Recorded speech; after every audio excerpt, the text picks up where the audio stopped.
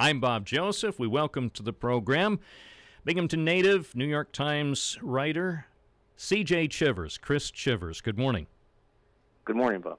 How are you?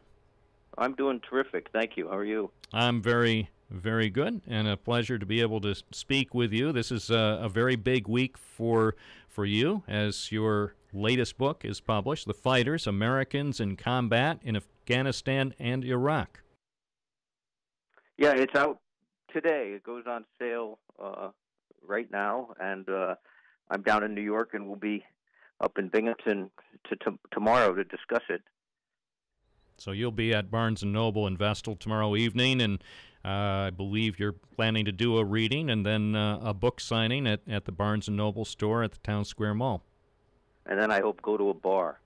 Well, and I think you'll have a good time getting together with some of your family members and certainly some of your friends from your time here in Binghamton. We're going to talk about your book in just a moment and what I've read of it. I haven't read a lot, but I certainly was pleased to read what was included in the New York Times Magazine on Sunday. It's very impressive. First, for our listeners in Binghamton who aren't familiar with you, tell us a little bit about your early years. You grew up in Binghamton. As I mentioned to our listeners, you were actually born at Lourdes Hospital and went to Binghamton High School. Tell us about your early years and how ultimately you wound up becoming a journalist. So I was born and raised on the West Side and stayed in Binghamton my entire childhood until I left for college after graduation.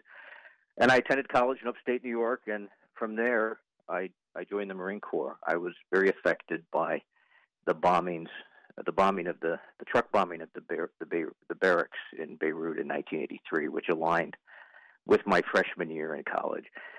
And I tried to enlist in the Marine Corps then, but was told to go off to the officer program, which I did. And I spent not quite 7 years as an infantry officer in the Marine Corps, including in the Persian Gulf War and doing what they called euphemistically peacekeeping duty in the Los Angeles riots in 1992. And in 1994, I left the Corps. I resigned my commission and attended journalism school. And since then, I've been in newspapers. I've been a newspaper reporter in Rhode Island, where I started for several years. And then in 1999, I moved to New York to cover war for the New York Times. And at the moment, there weren't any wars on that the American forces were involved in, at least. And so I spent the first 2 years covering crime in New York City, working out of the New York Police Department. And in 2001, I was a couple of blocks away that morning when the World Trade Center was attacked. And that sort of activated, if you will, the purpose the Times had hired me for, and since then, my life's been very different. I essentially have spent most of the years since covering the wars and organized violence in some fashion, and did it principally from the bottom up. I'm fortunate that I work for a large employer, and we have a large staff, and we have people who are able to cover the wars from the Pentagon's and the NATO perspective, and from the generals and from the foreign capitals, from the local population's perspective. But I sort of made it my writ to cover the rank and file experience of the wars for our forces. And I did that for many years, and that finally led to this book, which is a series of profiles laced together chronologically to try to present the human soldier's experience of these wars from the lower and middle ranks. Speaking with Chris Chivers, C.J. Chivers, writer for the New York Times, author of the new book, The Fighters, Americans in Combat in Afghanistan and Iraq. Now, I don't know a whole lot about your childhood in Binghamton. What little research I did suggests that during your teen years, you may have been more interested, say, in fishing than in journalism. Is that the case? That's absolutely still the case. It probably still is the case. I fish a lot. I always did. I would get in trouble in high school for, skipping school and going fishing. It happens. The high school's right next to the river, and in the early fall and late spring, there's pretty good walleye and bass run, and I actually sometimes kept a rod in my locker. So yeah, I spent a lot of time enjoying Binghamton's location at the confluence of the rivers. My interest in journalism didn't really develop too much later. I had a dim notion in college, as I knew I was going into the Marine Corps, and that my next number of years were accounted for and owned by Uncle Sam.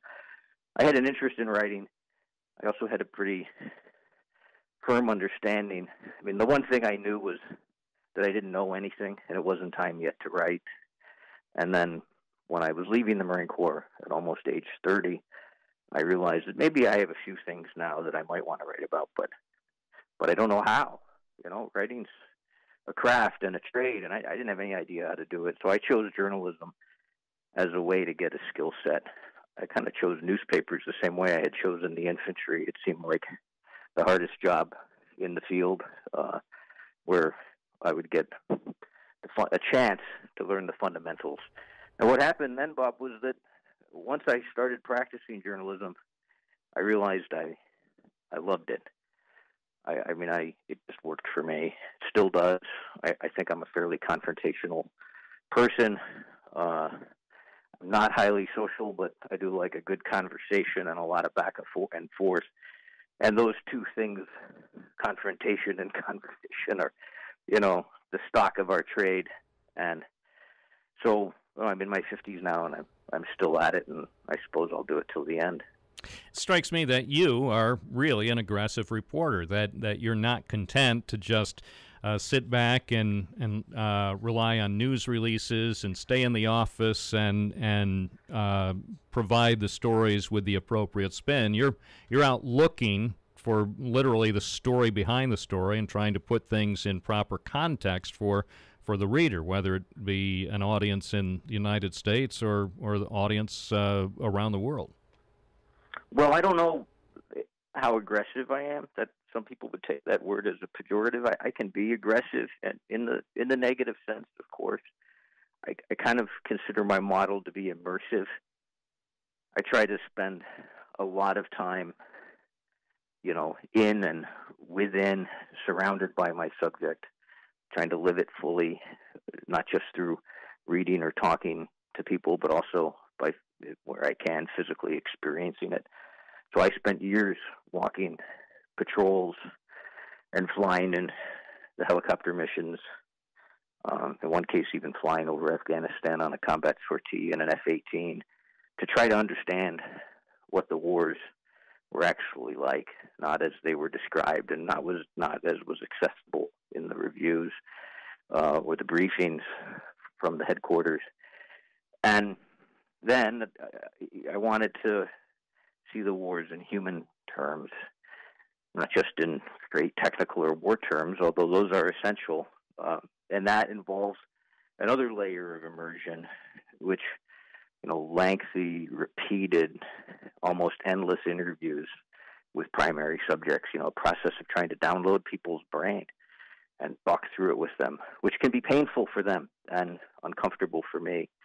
But that's more my model, is to just go in so far that I suppose it could look aggressive. It's more immersive or obsessive, I would say.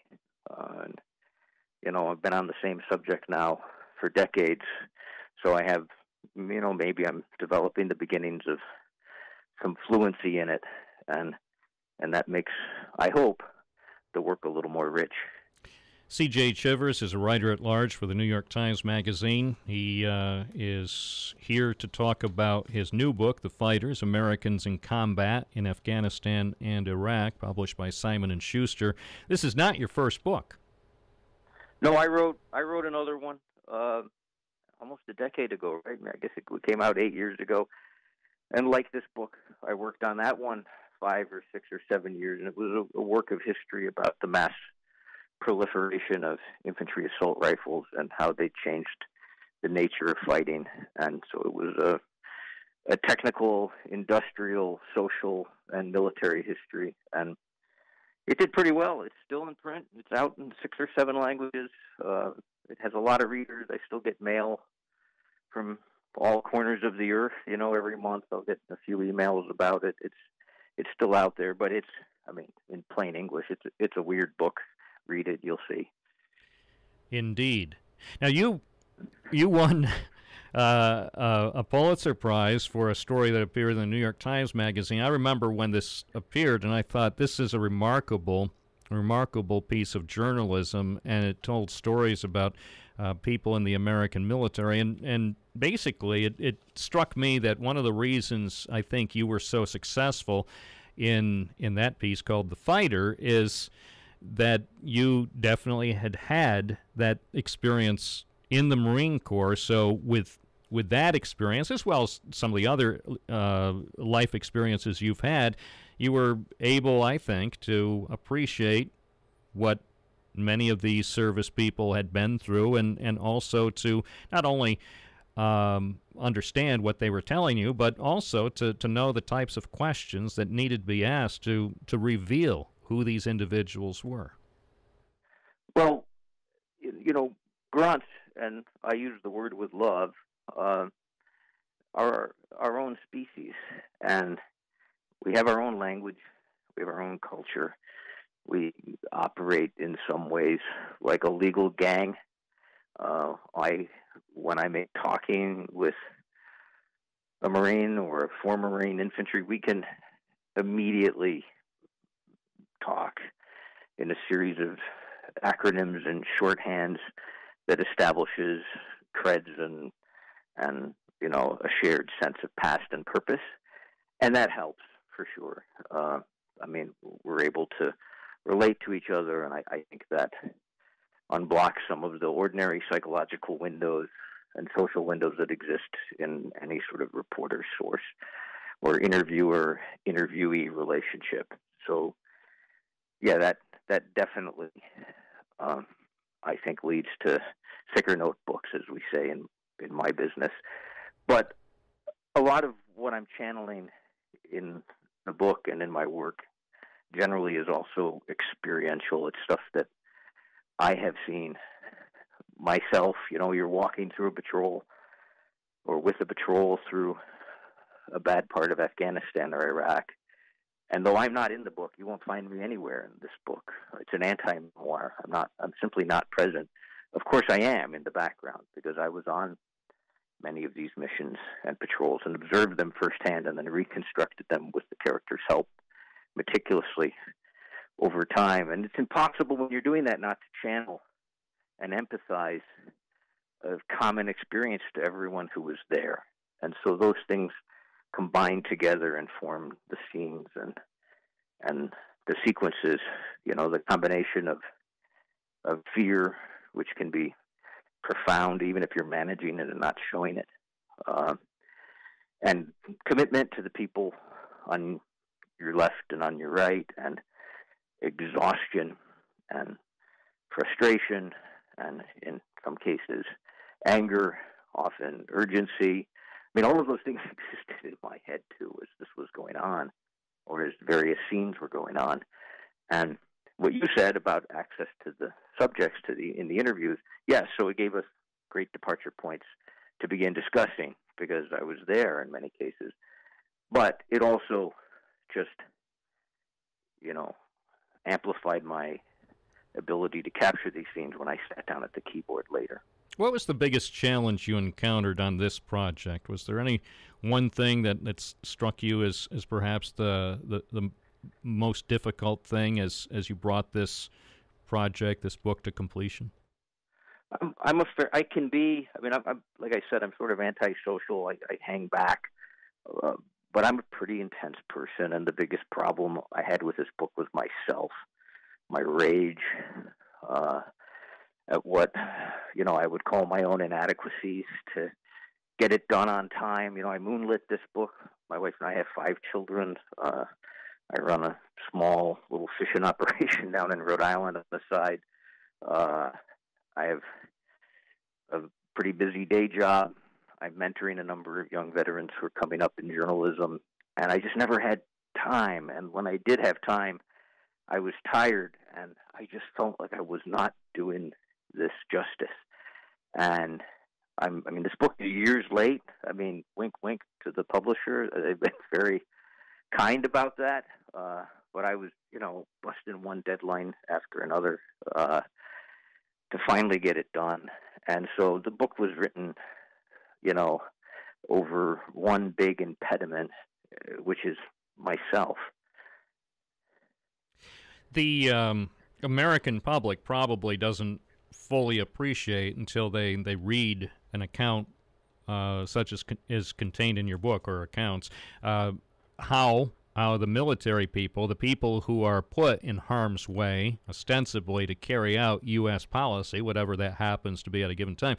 I think most of the people in America don't fully appreciate what's going on and how the reality on the ground, whether it's in Afghanistan or Iraq, might be totally different from what we're being told by the people at the Pentagon in Washington and those in charge at the White House. Sometimes I have the sense that there are two completely different realities at play. There are many different realities in play, and the one from the Pentagon, in my view, is barely a reality at all. And we can tick off a lot of reasons for that. You just hit several of them. Some of it is that we're an island nation. These are distant wars. I mean, they're over the horizon and out of sight and beyond earshot.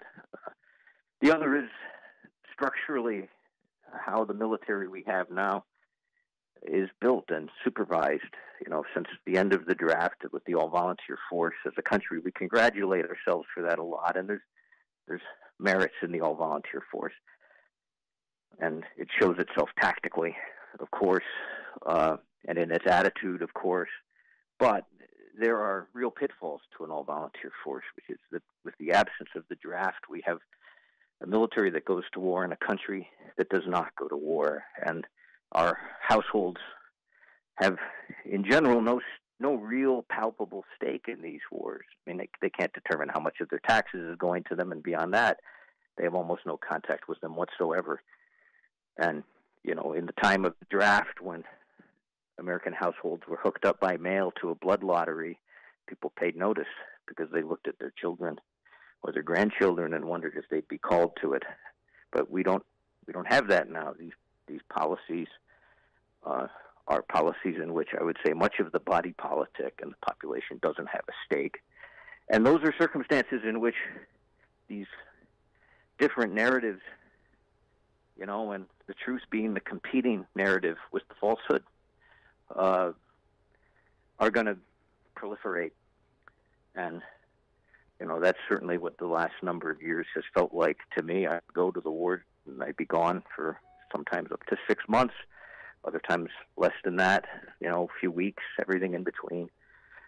And you'd come back, or I would come back, through a series of quick flights, from Afghanistan or Iraq to Dubai or Istanbul, and then across the Atlantic to Boston or New York, and then take the Amtrak home. I'd find myself standing in line at passport control at JFK with a plane full of people in floral patterned shirts who'd just come off vacation down in the Caribbean.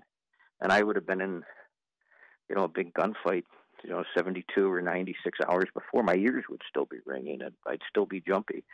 And we were just living. I mean, I was nothing special. I was just a representative of a class, and I was off the leash so I could move more freely back and forth between these different populations and realities. So I would pass through them almost instantly as if going through a portal. But it was strike me each time this happened, and happened, I have to say, repeatedly over a decade, that what was on my mind or in the viewfinder in my brain bore no resemblance to the larger American experience at large. And, I put that down as a consequence of not having a draft. And this is not an advocacy to have a draft and, roll out that we all need national service argument or we need to turn our children into adults or anything so insulting as that. It's just simply to say that one of the consequences of the all-volunteer force is this incredible disconnect. Binghamton native C.J. Chivers, a writer-at-large for the New York Times Magazine, author of the new book, The Fighters, Americans in Combat in Afghanistan, published by Simon & Schuster. And you will be in Vestal tomorrow evening for a reading and signing at the Barnes & Noble in the Town Square Mall at 7 o'clock. Chris, thank you for your time. I wish you the best. Thanks for having me, and I'm looking forward to coming home. We'll see you soon.